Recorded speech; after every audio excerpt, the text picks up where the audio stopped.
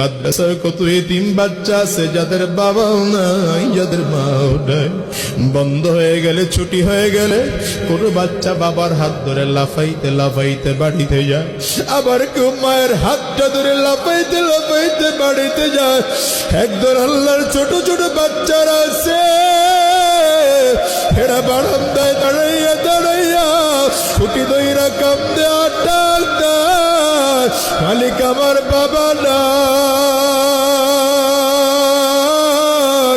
আমার তো মাওলা।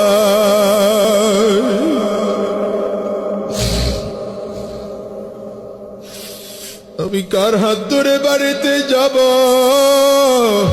এই ছোট বাচ্চাদের জন্য কি তোমাদের মোটেও মায়া লাগে না? এই ছোট বাচ্চাদের কাছে মাঝে মাঝে আইসো, ইয়েতিম বাচ্চার মাথার মধ্যে হাতটা বোলায় একটু আদর কইরো।